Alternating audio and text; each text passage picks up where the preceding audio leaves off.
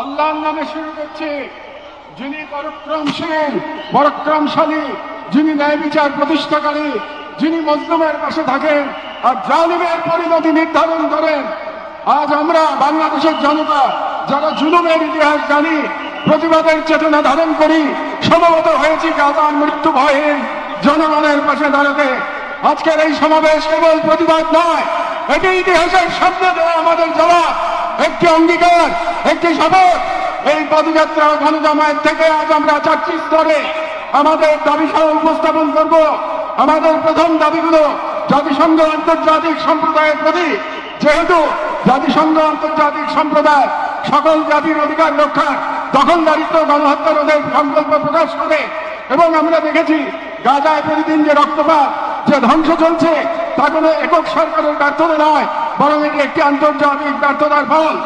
এবং এই ব্যর্থতা শুধু নীরবতার মধ্যেই সীমাবদ্ধ নয়, বরং পশ্চিমা শক্তি বলয়ের অনেক রাষ্ট্র সরাসরি দখলদার ইসরায়েলকে অস্ত্র, অর্থ ও কূটনৈতিক সহায়তা দিয়ে এই গণহত্যাকে দীর্ঘস্থায়ী করেছে।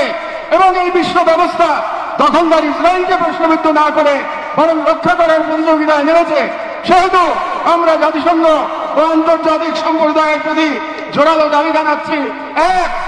জায়নবাদী ইসরায়েলের গণহত্যার বিচার আন্তর্জাতিক আদালতে নিশ্চিত করতে হবে। 2. যুদ্ধবিরতি নয়, গণহত্যা বন্ধে কার্যকর ও সম্মিলিত পদক্ষেপ গ্রহণ করতে হবে। 3. 1967 সালে পূর্ববর্তী ভূমি ফিরিয়ে দেওয়ার জন্য বাধ্যবাধকতা তৈরি করতে হবে। 4. পূর্ব জেরুজালেমকে ফিলিস্তিন রাষ্ট্রের রাজধানী হিসেবে আন্তর্জাতিকভাবে স্বীকৃতি দিতে হবে। এবং 5. ফিলিস্তিনিদের আত্মনিয়ন্ত্রণ, নিরাপত্তা এবং রাষ্ট্রীয় সার্বভৌমত্ব প্রতিষ্ঠার পথ উন্মুক্ত করতে হবে।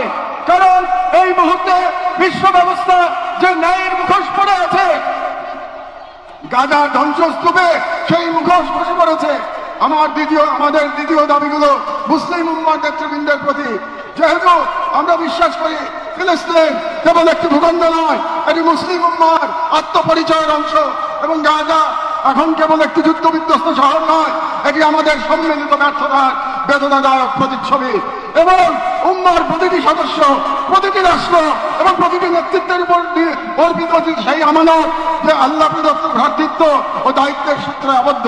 এবং ইসরায়েল একটি অবৈধ দখলদার গণহত্যাকারী রাষ্ট্র, যা মুসলিমদের প্রথম কিবলা ও একটা পুরো জনগোষ্ঠীর অস্তিত্ব নিশ্চিহ্ন করতে সর্বশক্তি নিয়োগ করেছে। এবং ভারতের হিন্দুত্ববাদ আজ এই অঞ্চলে জায়নবাদী প্রকল্পের প্রতিনিধিতে পরিণত হয়েছে, মুসলমানদের বিরুদ্ধে সুপরিকল্পিত দমন নির্যাতন চালিয়ে যাচ্ছে। এবং ভারতের সম্প্রতি ওয়াকফ সম্পত্তি আইনে হস্তক্ষেপের মাধ্যমে মুসলিমদের ধর্মীয় ঐতিহাসিক অধিকার ধারণ করা হয়েছে, যা উম্মার জন্য একটি স্পষ্ট সতর্কবার্তা। সেহেতু আমরা মুসলিম বিশ্বের সরকার ও ওআইসির মতো মুসলিম উম্মার প্রতিনিধিত্বকারী সংগঠনগুলোর নিকট দৃঢ়ভাবে আহ্বান জানাই: 1. ইসরায়েলের সাথে অর্থনৈতিক, সামরিক ও কূটনৈতিক সকল সম্পর্ক অবিলম্বে ছিন্ন করতে হবে। 2.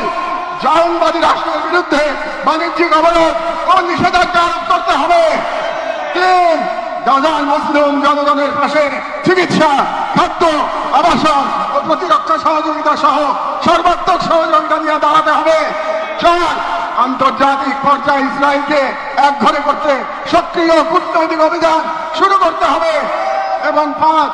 জায়নবাদের দোষর ভারতের হিন্দুত্ববাদী শাসনের অধীনে মুসলিমদের অধিকার হরণ, বিশেষ করে ওয়াকফ আইনে রাষ্ট্রীয় আগ্রাসনের বিরুদ্ধে ওআইসি ও মুসলিম রাষ্ট্রগুলোকে দৃঢ় প্রতিবাদ ও কার্যকর কূটনৈতিক অবস্থান নিতে হবে। কারণ গাজার রক্ত প্রবাহে আমরা লজ্জিত হওয়ার আগে গাজার পাশে দাঁড়ানোই উম্মার জন্য সম্মানের একমাত্র পথ।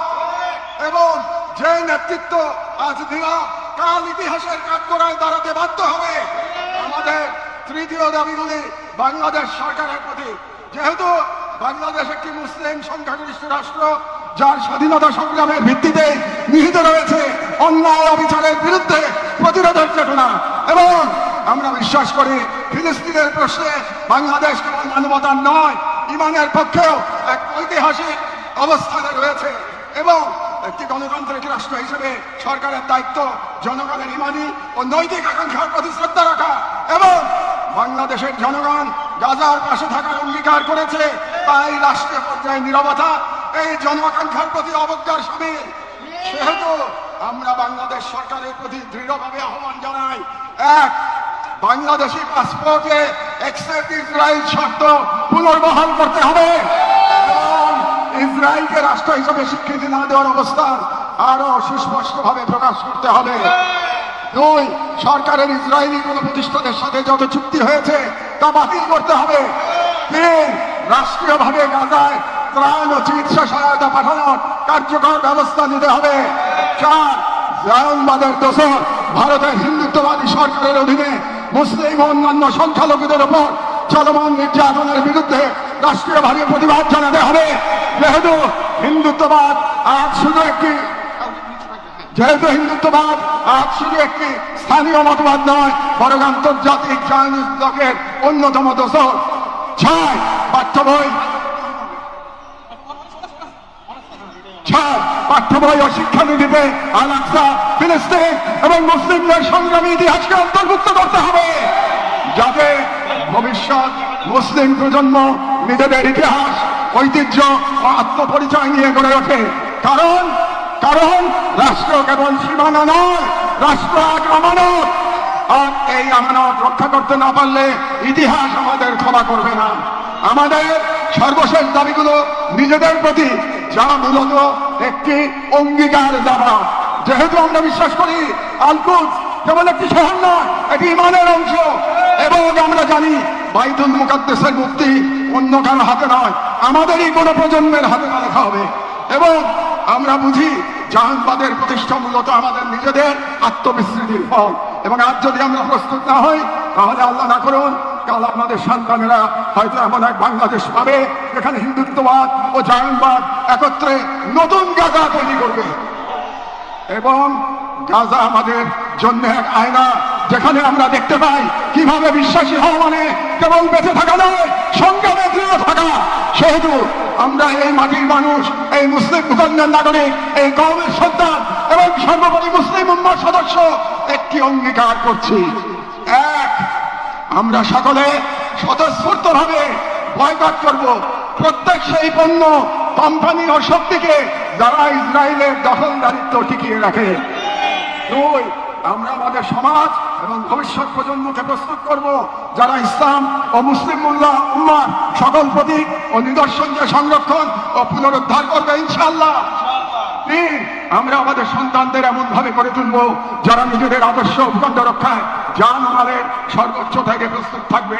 চার, আমরা বিভাজিত হব না, কারণ আমরা জানি বিভক্ত জনগণকে দখল করতে দেরি হয় না।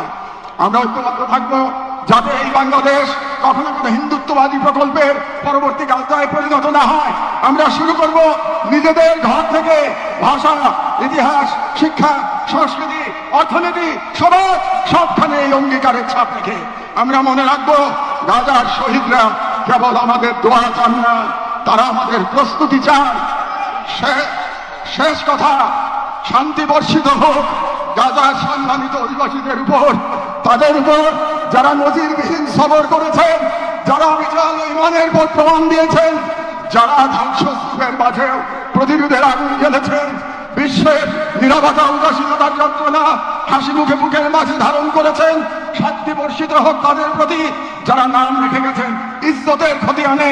শান্তি বর্ষিত হোক হিন্দ রাজা, রিম এবং ফাদি আবু সালেহ সহ সকল শহীদদের উপর, যাদের রক্ত দ্বারা গাজার পবিত্র ভূমি আরো পবিত্র হয়েছে, যাদের চোখে ছিল প্রতিরোধে অগ্নিশিখা। শান্তি বর্ষিত হোক বাইতুল মুকাদ্দাসের গর্বিত অধিবাসীদের উপর, যাদের হৃদয়ে এখনো ধ্বনিত হয় আল কুদস লানা, আল কুদস আমাদের। গাজার জনগণকে অভিনন্দন। আপনারা ঈমান, সবর আর কুরবানির মহাকাব্য রচনা করেছেন, দুনিয়াকে দেখেছেন ঈমান আর তাওয়াক্কুলের শক্তি।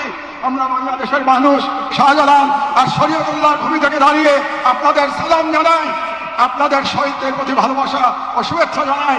আর আমাদের কণ্ঠে উচ্চারিত হয় এই দোয়া, হে আল্লাহ, গাজার এই সাহসী জনপদকে তুমি সেই পাথর বানিয়ে দাও যার উপর গিয়ে ভেঙে পড়বে চাইনিজদের সব ষড়যন্ত্র।